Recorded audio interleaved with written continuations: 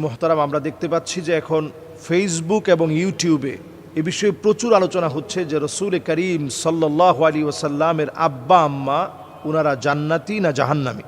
মারাত্মক এই বিষয়টি কিন্তু নতুন না, পুরাতন একটি বিষয়। নতুন করে এখন বাংলাদেশে কিছু কিছু উলামায়ে কেরাম এই বিষয়গুলো এখন আলোচনা করে জনমনে একটা বিভ্রান্তির সৃষ্টি করেছে বলে আমি মনে করছি। সকল বিষয় সকলের সামনে আলোচনা করা এটা উচিত না।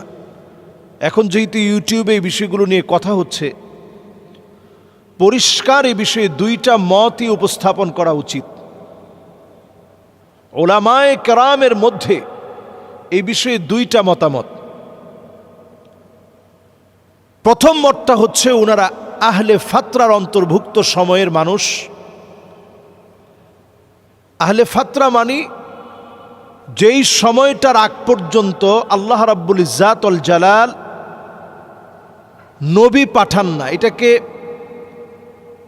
নবুয়তের ছুটির পিরিয়ড বলা হয়। এই আহলে ফাতরার অন্তর্ভুক্ত সময়ে আল্লাহ রাব্বুল ইজ্জাত কাউকে আযাব দেন না, কারণ তখন নবী নেই। হাত্তা নাবআসা রাসূলা, রসুল না পাঠায়া আল্লাহ রাব্বুল ইজ্জাত কারো উপরে শাস্তি দেন না। এবং কোরআনুল কারীমে যদি আমরা দেখি, ওয়া তাকাল্লুবাকা ফিস সাজিদিন, নবীজিকে আল্লাহ তাআলা ওই বংশ পরম্পরা থেকে কবুল করেছেন যারা ছিল সিজদা অবনত।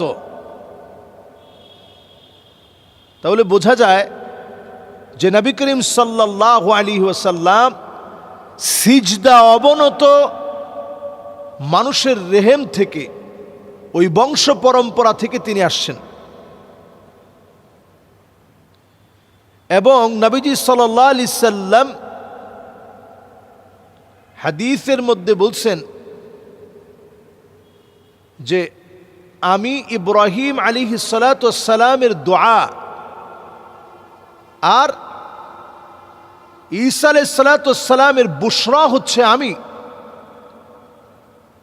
আর আমার আম্মা এমন একটা স্বপ্ন দেখলেন,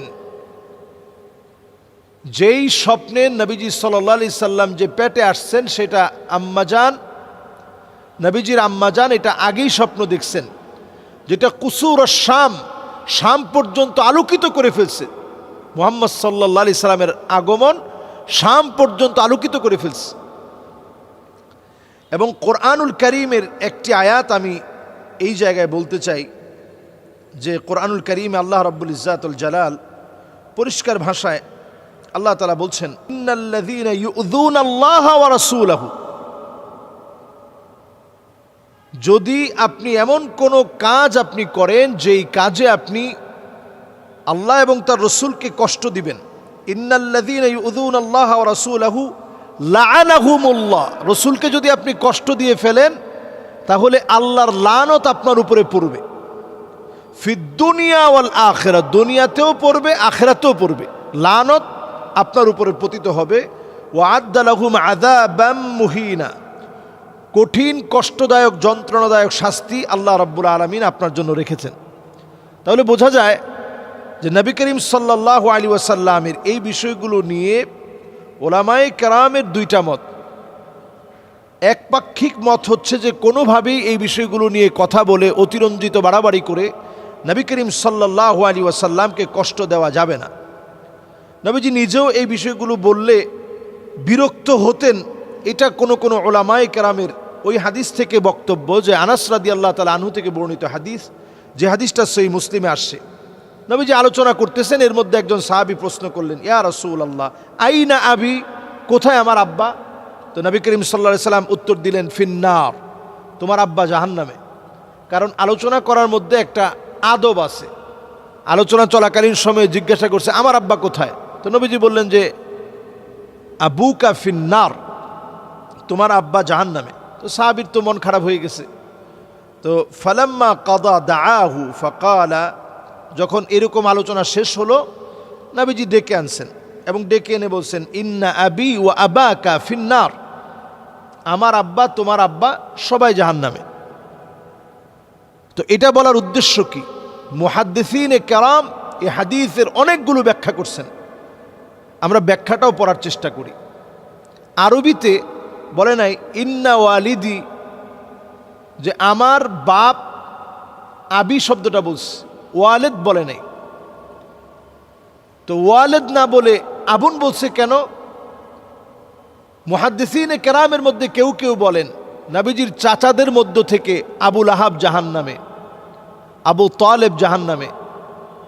তো এই আবুন দ্বারা চাচা উদ্দেশ্য, কেউ কেউ বলেন চাচা উদ্দেশ্য। আরবিতে এই আবুন শব্দটা অনেক ধরনের অর্থ সাপেক্ষ একটি শব্দ, যেটি অনেক ধরনের অর্থকে মিন করে। সুতরাং এখানে ইন্না আবি ওয়া আবাকা ফিন্নার অর্থ হচ্ছে চাচা এখানে উদ্দেশ্য করা হয়েছে। কোন কোন মুহাদ্দিসিনে কেরামি অর্থ নিয়েছেন। কাজে আমরা এই বিষয়টাতে একবারে ডিরেক্ট এই কথাটা না বলি যে নবীজি সাল্লাল্লাহু আলাইহি সাল্লামের পিতা, নবীজি সাল্লাল্লাহু আলাইহি সাল্লামের আম্মা জান ওনারা জাহান্নামী, এই কথাটা না বলি। এই কথাটা নিয়ে উলামায়ে কেরামের মধ্যে দুইটা বক্তব্য যুগ যুগ ধরে ছিল। আমার কাছে সবচেয়ে নিরাপদ বক্তব্য বলে মনে হয় এটা আল্লাহর উপরে ছেড়ে দেয়া। এরপরে আরও একটি হাদিস, এটাও সহিহ মুসলিমের মধ্যে আসছে যে ইস্তাযানতু রাব্বি আন আস্তাগফিরা লি উম্মি ফালাম ইউযান লি। নবীজি সাল্লাল্লাহু আলাইহি সাল্লাম ওনার আম্মা আমেনার কবর যখন জিয়ারত করতে গেলেন, আল্লাহর কাছে অনুমতি চাইলেন যে আল্লাহ, আমি আমার আম্মার জন্য ইস্তিগফার পড়ি, গুনাহ মাফের জন্য দোয়া করি। ফালাম ইউযান লি, আল্লাহ অনুমতি দেন নাই। এই হাদিসের ব্যাখ্যাও মুহাদ্দিসিনে কেরাম এই ব্যাখ্যাও করছেন যে আমেনা, যার নামই ছিল আমেনা, আল্লাহ তাআলা তাকে নিরাপদ রেখেছেন গুনাহ থেকে। এমন একটা সময়ে তিনি ছিলেন আহলে ফাতরার অন্তর্ভুক্ত ছিলেন, যেই সময়ে আল্লাহ তাআলা নবীদেরকে পাঠান নাই, যেই সময়ে আল্লাহ রাব্বুল আলামিন রসুলকে রিসালাতের দায়িত্ব দেন নাই, যেই সময় নবীর আগমন বন্ধ ছিল, ওই সময়ের লোক ছিলেন উনি। কাজেই ওনারা শিরকের মধ্যে নিমজ্জিত হয় নাই। গুনাহের কারণে শাস্তি তো আল্লাহ তাআলা তখন দিবেন যখন আল্লাহ তাআলা নবী পাঠানোর পরেও সেই নবীকে অস্বীকার করা হয়েছে, তখন আল্লাহ তাআলা শাস্তি দিবেন। যেহেতু হাত্তা নাবআসা রাসূলা, রসুলই আসে নাই, সুতরাং আম্মাজান, নবীজির আম্মাজান যিনি আমেনা, আল্লাহ তাআলা তাকে নিরাপদ রেখেছেন। নবীজি সাল্লাল্লাহু আলাইহি ওয়াসাল্লামের আম্মাজান নবীজি পেটে আসার পরে স্বপ্ন দেখেছেন, নবীজি সাল্লাল্লাহু আলাইহি সাল্লাম সেই আম্মাজানের জন্য কেঁদেছেন, কিন্তু আল্লাহ তাআলা অনুমতি দেন না ইস্তেগফার করতে। কারণ কি? কারণ উনার গুনাহের অধ্যায় যখন লেখা হয়, শরীয়তের তাকলিফ, শরীয়ত উনার উপরে অর্পিত হয়, মা উলজিমা ফিহি কুলফা, শরীয়তের অর্পিত বোঝা ওনার উপরে চাপবে, সেই সূরত আসে নাই। নবীজি সেই সময়ে, নবীজি সাল্লাল্লাহু আলাইহি সাল্লাম আসার আগে লম্বা সময়, ঈসা আলাইহিস সালাম থেকে নিয়ে আমার রসুল পর্যন্ত লম্বা সময় আল্লাহ তাআলা ওহির রাস্তা বন্ধ রেখেছিলেন।